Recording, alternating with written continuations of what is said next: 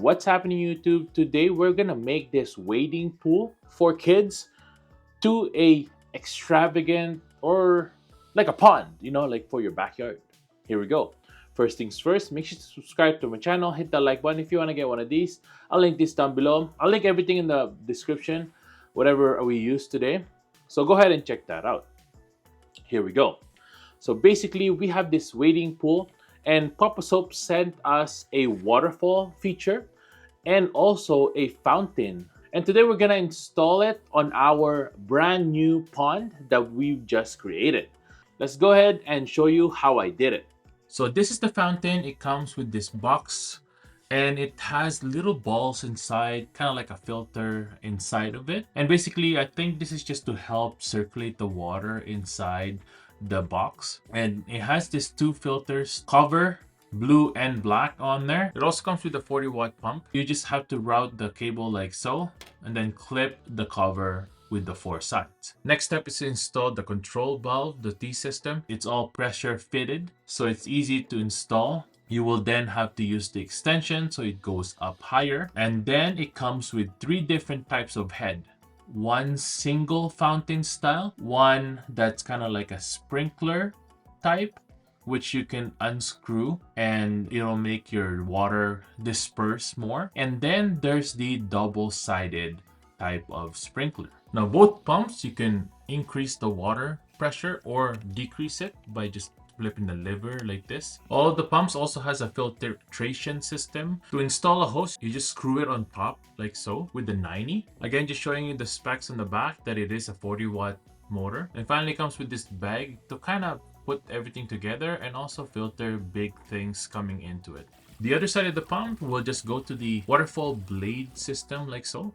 And basically, if you put the pump inside the pool, it'll collect the water from there and push it into the water blade. And that's how it works. Now we will get to the part where I create a pond. I'm just testing out the systems, the pumps, so that it actually works. I don't want to install it permanently and then all of a sudden it doesn't work. So I just want to make sure that everything works properly, and then we're going to install it in a more permanent spot.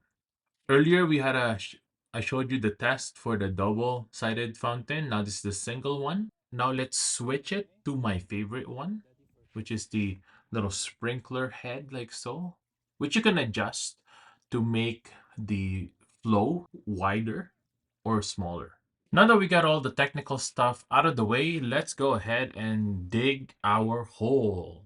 Basically, what I did here is I put the wading pool upside down. I sprayed around it so I know where to dig.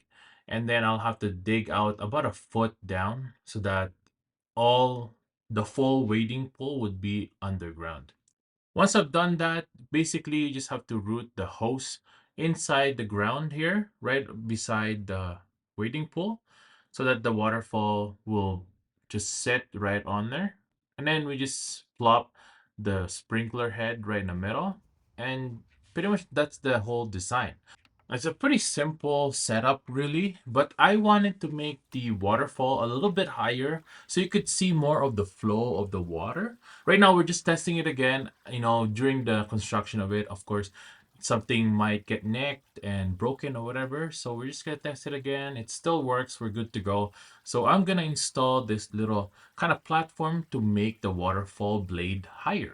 So what I did is I stabbed like a couple of stakes on the ground, put this little platform so that the waterfall blade will sit on it. And basically that's really it. But of course, during the construction, you'll have to test it out again. That's what I did here. And I think that's really cool. Now it's higher. You'll be able to see the waterfall come down higher. And it hits the pool. It hits the pond there.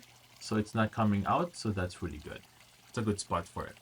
Now to make it prettier, you can put wood on the middle so that you can cover the whole thing. And that's what I did right here.